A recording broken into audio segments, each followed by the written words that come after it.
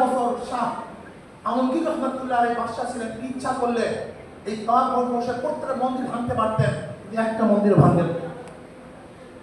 সব গির্জাকে ধ্বংস করতে পারতেন, একটা গির্জাও ভাঙেন নেই। আমরা সাম্প্রদায়িকতায় বিশ্বাস করি না। আমাকে অনেকেই বলে আপনি কি করবেন, আমি ইসলাম হুকুমত কায়েম করবো। ইসলাম হুকুমত কায়েম করলে হিন্দুদের অবস্থা নাকি, খ্রিস্টানদের অবস্থা নাকি? আমি বলি তুমি জাহেল, তুমি মূর্খ, তুমি ইসলাম সম্পর্কে জানো না। ইসলাম কি জিনিস?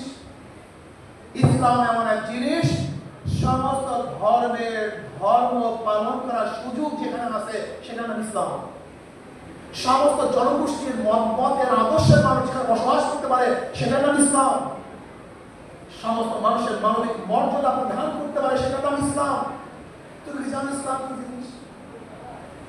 হযরত ইব্রাহিম আলাইহিস সালাম তিনি মেহমান ছাড়া খানা খেতেন না। একজন মেহমান নেই, একজন মেহমান করেন মুশরিক। ইব্রাহিম আলাইহিস সালাম দস্তরখানে বসে খানা শুরু করেন, বিসমিল্লাহ ওয়া উজ্জা, আল্লাহ ও উজ্জা নামে খানা খাওয়া শুরু করছে। ইব্রাহিম আলাইহিস সালাম তুমি তোমার মূর্তি নামে খানা খাও, আমার দস্তরখানে আমি খানা খেতে পারবো না।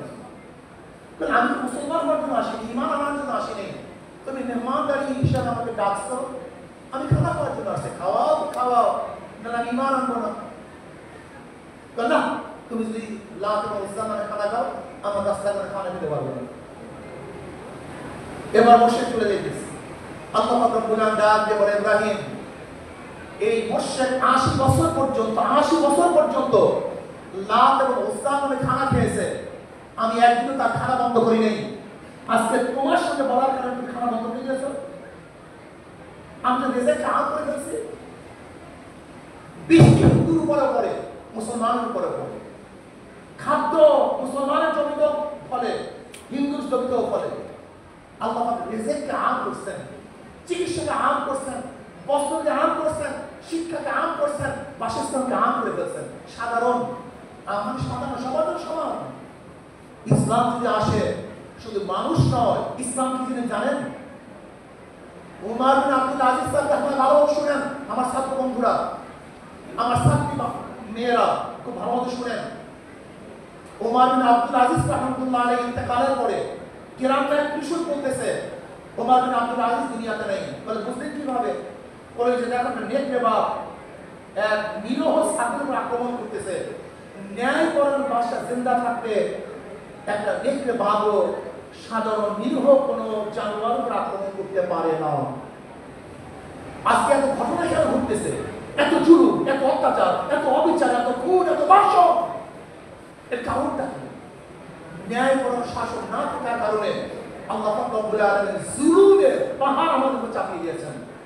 অন্তত এই কলম পরিবর্তন হওয়া ব্যতীত যতই শিক্ষিত হোক না কেন এই সমাজ পরিবর্তন হবে না। এর জন্য আমি ইউনিভার্সিটির বন্ধুদেরকে বলবো, আমার ছাত্রদেরকে বলবো, ছাত্রীদেরকে বলবো, তোমার নিজের পরিচয় ঠিক করে আমি একজন মুসলমান। যদি নাস্তিকরা নিজের নাস্তিক পরিচয় দিতে তার আপত্তি না থাকে, একজন সেকুলার তার সেকুলারই পরিচয় দিতে আপত্তি না থাকে, তাহলে তুমি মুসলমান, তোমার ইসলাম পরিচয় দিতে সমস্যা কোথায়? সেকুলাররা যদি নির্বিঘ্নে সেকুলারিজম দাওয়াত দিতে পারে, ডেমোক্রেসির দাওয়াত দিতে পারে, কমিউনিস্টরা তাদের দাওয়াত দিতে পারে, তুমি মুসলমান, তোমার ইসলামের দাওয়াত দিতে সমস্যা কোথায়? কেন দাওয়াত দিবে না? আজকে নিয়াত করে একজন মুসলমান, যেহেতু ইউনিভার্সিটি হয়েছে মুসলমানদের জন্য। আপনারা জানেন ঢাকা ইউনিভার্সিটি একমাত্র মুসলমানদের সম্পত্তি। স্যার সলিমুল্লাহ নিজে অকৃত জমিনের মধ্যে ইউনিভার্সিটি। স্যার সলিমুল্লাহ রাহমাতুল্লাহ আলাইহি যখন প্রস্তাব দিয়েছিলেন ইউনিভার্সিটি করার জন্য, কারা বাধা দিয়েছে আপনারা ভালো মতো জানেন। 41 বার ক্যালকাটা এই ইউনিভার্সিটি বন্ধের জন্য কারা মিটিং করেছে আপনারা সবাই জানেন। কিসের জন্য মিটিং করেছে আপনারা সবাই জানেন। ইউনিভার্সিটির উদ্দেশ্য কিছু সব আপনারা জানেন। কিন্তু আজকে যারা বারবার বাধা দিয়েছে তারা এখানে বসে সরকারি করবে, মাতবাদি করবে, আর যে মুসলমানদের ইউনিভার্সিটি হয়েছে মুসলমানরা নিশ্চুপ থাকবে, এটা হওয়া ঠিক না, হতে পারে না। জাগ্রত হও, মুসলমান জাগ্রত হও, নিজেকে সাহস শক্তি নিয়ে আমি মুসলমানের পরিচয় দেওয়া হবে। আমি একজন মুসলমান, আমি একজন মুসলমান। মুসলমানদের দেশে তুমি নিজের পরিচয় দিতে লজ্জা পাও কেন? কারণটা কি? আজকে থেকে নিয়াত কর, আমি একজন মুসলমান, এটা আমার গৌরব। আমি একজন ধার্মিক, এটা আমার গৌরব। তোমার বাবা ধার্মিক, তোমার মা ধার্মিক, তোমার দাদা ধার্মিক, তুমি নিজেকে যদি ধার্মিক হিসাবে পরিচয় দিতে লজ্জা পাও, তা তোমার যে বেয়াকুবার দুনিয়া থেকে হতে পারে না। আমার বাবা ধার্মিক, সে নামাজ পড়ে। আমার মা ধার্মিকা, সে নামাজ পড়ে, সে রোজা রাখে। আমি তার গর্বে জন্মগ্রহণ করেছি, সে অভ্যাসে জন্মগ্রহণ করেছি। অথচ আমি ইউনিভার্সিটি আসার পরই আমি ইসলাম পরিচিত আমার লজ্জা লাগে, খারাপ লাগে। ইসলামের আদর্শ বাস্তবায়ন করতে আমার লজ্জা লাগে। আজকে নাস্তিকদের দেশ দখল করে ফেলেছে, আজকে সেকুলাররা ইউনিভার্সিটি ক্যাম্পাসগুলি দখল করে ফেলছে। এখান থেকে ইউনিভার্সিটি বের করতে হবে, আমাদের মুক্ত হতে হবে, ইসলাম প্রচার করতে হবে। তুমি গৌরবের সাথে বলো, আজকের থেকে আমি একজন মুসলমান, আমি বিশ্বাস করি, আমি আল্লাহর কসম করে বলতে পারি, আজকে এখানে যারা আসছেন, এখানে যারা এসছেন, এই কয়জন মনের যদি দায়ী হয়ে যান, আমার মেয়েরা, আমার সন্তানেরা, আমার ছেলেরা, আজকের থেকে তোমরা যদি নিয়াত করো, আমরা সবাইকে দাওয়াত দেবো, আমি একজন মুসলমান, মুসলমান ইউনিভার্সিটি, মুসলমানের জমিত ইউনিভার্সিটি, মুসলমানদের জন্য ইউনিভার্সিটি, মুসলমানের শিক্ষার ইউনিভার্সিটি। হ্যাঁ, ইউনিভার্সিটি মুসলমানের পরের অধিকার সভা। বাজার করছি আমি, বাজার করার অধিকার সভা। রাস্তা করছি আমি, হাঁটার অধিকার সভা। প্রতিষ্ঠান করছি আমি, পরের অধিকার সভা। ইউনিভার্সিটি মুসলমানরা পরের অধিকার সভা। এটা ভাবো তুমি, করছি আমি অধিকার সভা, এটা হতে পারে না। কিন্তু তোমাকে বিশ্বাস করতে হবে, এই দেশ করছি আমরা। তুমি কি জানো, ব্রিটিশ সরকার আন্দোলনে ইন্ডিয়ান গেটের মধ্যে প্রায় 93,000 মানুষের নাম দেখা আছে, কম বেশি। সেখানে 63,000 মানুষ হলো মুসলমান, 63,000। অথচ আমরা জানি না, ব্রিটিশ সরকার আন্দোলনের সবচেয়ে বেশি রক্ত দিয়েছে মুসলমান, কিন্তু ইতিহাস বিলীন হয়ে গেছে।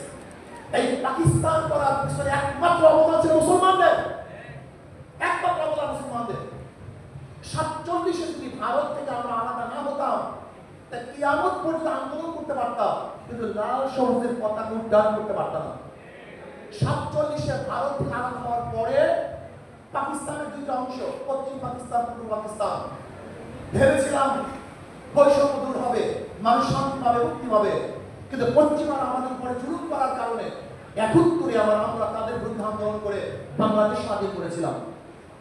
যদি ওই সময় মুসলমানরা ভারত থেকে আলাদা হয়ে পাকিস্তান করতে না পারতো, তাহলে কিয়ামত পর্যন্ত আন্দোলন করতে পারতাম। তোমরা জানো, কাশ্মীর মুসলমানদের পার্সেন্টেজ সবচেয়ে বেশি, হায়দ্রাবাদ মুসলমানদের সংখ্যা বেশি, পাঞ্জাবের অবস্থা তোমরা জানো।